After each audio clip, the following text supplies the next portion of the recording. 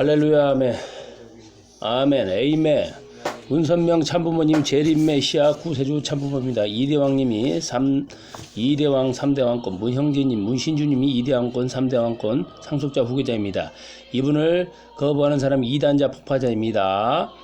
우리 문형제님 문신주님 2대왕 3대왕권을 걸고 넘어지는 자는 하나님의 대적하는 자이므로 반드시 대심판이 있을지어다. 아멘. 아주 할렐루야. 아멘. 자, 초대 교회의 배경에 대해서 이제 말씀드리겠습니다. 1. 정치적 사회적 배경. 로마 제국은 BC 753년 호세아 아모스 시대에 이탈리아 반도 티베르 강변에서 일어나 주변 나라들을 정복하고 3차에 거친 포에니 전쟁 BC 264년에서 146으로 강적 카르타고를 멸망시켰으며 BC 31년 악티움 해전에서 이집트를 격파하고 동서지중해를 중심한 방대한 판도를 차지하고 합니다. 그때가 이제 고구려가 막 이제 시작되는 시대예요. 지중해를 내로 하는 강력한 세계적 제국을 이룬 로마 제국이 통일된 정치를 하기 위하여 건설한 로마의 모든 설비가 결과적으로는 복음 전파를 위한 준비가 되었습니다.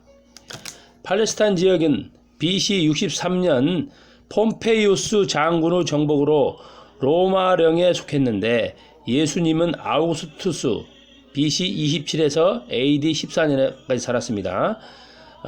아우구스투스 황제 치하에서 팔레스틴을 통치한 헤로당 BC 37에서 AD 4년 말기에 유대 베들레헴에서 탄생하셨습니다. 그 내용을 구체적으로 살펴보면 다음과 같습니다. 1. 로마 세력의 확장.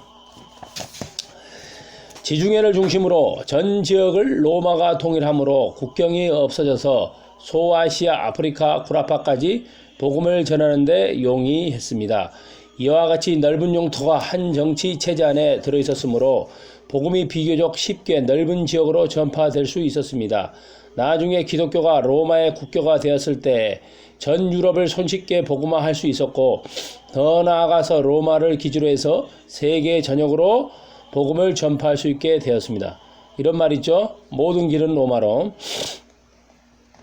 로마 제국의 넓은 영토 안에는 다양한 문화들이 있었으나 로마 문화는 그 모든 문화를 포용하여 하나의 통일된 문화를 만드는 데 성공했습니다. 그들은 헬라의 철학, 사상과 문화적 면에다 자신들의 법률과 질서, 조직과 같은 문화적 장점을 접목 융화시켜서 훌륭한 새 문화를 만들어냈습니다. 로마의 특성 중 하나는 이처럼 여러 문화를 통합하여 하나로 만드는 능력이었습니다. 이로 인해 복음이 다양한 문화를 가진 여러 민족들에게 큰 거리낌 없이 전파될 수 있었습니다. 할렐루야. 아멘. 2. 교통의 발달. 로마가 전쟁 시 신속하게 군사를 이동하기 위하여 만든 로마를 중심으로 각지에 연결된 편리한 도로망은 복음을 전파하는 데 용이했습니다. 또한 수로도 개발되어 육로와 수로를 통하여 무역과 여행이 자유롭게 되었고 우편제도와 화폐제도도 확립되었습니다. 이로 인해 전도여행, 여행, 문서 전달, 성도 개인 간의 교류가 잘 이루어질 수 있게 되었습니다. 뿐만 아니라 이동하는데 많은 군대들과 여행하는 상인들, 팔려다니는 수많은 노예들의 왕래는 도처에 기독교를 전파하는 수단이 되었습니다. 3. 언어의 통일. 제국 내 언어가 헬라어와 라틴어로 통일되어 전도에 크게 도움이 되었습니다.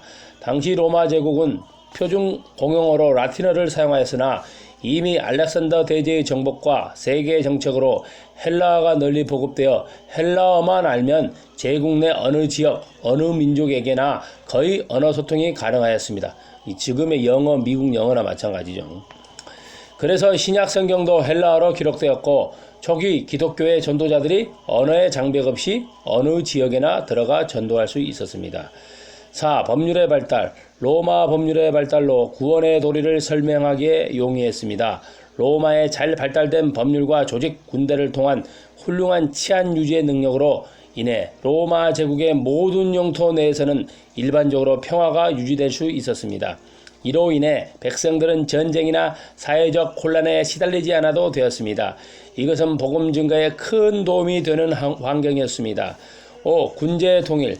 지중해를 중심으로 세계를 지배한 로마 제국은 백성들의 안녕과 질서를 유지하기 위하여 로마군의 군제를 통일시켰습니다. 뿐만 아니라 군율이 엄하였고 잘 훈련된 군대였습니다. 이 훈련된 군대는 제국 내의 어느 곳에서 일어나는 반란이나 소요에도 즉각적이고 효과적으로 대처할 수 있었습니다. 사도 바울이 로마까지 가서 마지막 선교를 하기까지 그를 보호한 세력이 로마 군인이었습니다. 6. 유대인의 분산, 디아스포라. 로마 제국 시절이나 그 이전의 헬라 혹은 바벨론, 페르시아 제국 시절에 많은 유대인들이 핍박이나 상업적 목적, 기타의 이유로 이스라엘 밖에 다른 여러 도시들로 이주하고 분산되었는데 예수님 당시에 이방에 퍼진 이러한 유태인, 디아스포라의 숫자는 본국 내 유대인의 5, 6배가 되었습니다. 그들은 알렉산드리아에 가장 많았고 시리아, 소아시아, 로마에까지 골고루 분포되어 있었습니다. 그들은 민족성이 강한 데다 배타적이라 이방인들이 싫어했으나 상업술이 등하고 도덕심과 성교열이 강해 이방 관리들이 무시하지 못했습니다. 그들은 가는 곳마다 유대인 회당이 교회죠, 한마디로 성전을 세워 구약을 연구하였으므로 복음 전도에 좋은 접촉점을 제공하였습니다. 7. 로마의 도덕적 타락. 로마가 대제국을 이루어 오랫동안 평화롭고 부유한 상태를 유지했기 때문에 황제 이하 대다수의 국민들이 갈수록 교만하고 사악하고 부도덕한 생활에 빠져들고 있었습니다. 또한 로마인들이 의지하고 있는 신과 종교는 그들에게 선한 영향을 미칠 수 있는 것이 되지 못했습니다. 로마인들의 신에 대한 일반적 관념은 도덕적이고 윤리적인 것과는 거리가 멀고 대체로 음탕하고 저급한 것이었습니다.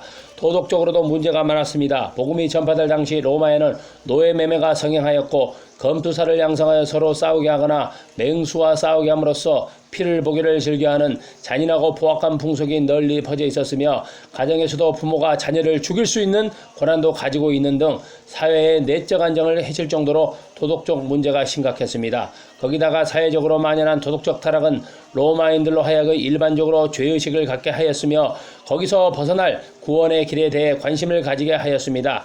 이것이 로마인들이 기독교에 대해 마음을 열고 받아들일 수 있게 만드는 좋은 환경이 되었던 것입니다. 할렐루야, 아멘. 크리스찬들은 순결을 지키잖아요. 크리스찬 여성들이 순결하잖아요.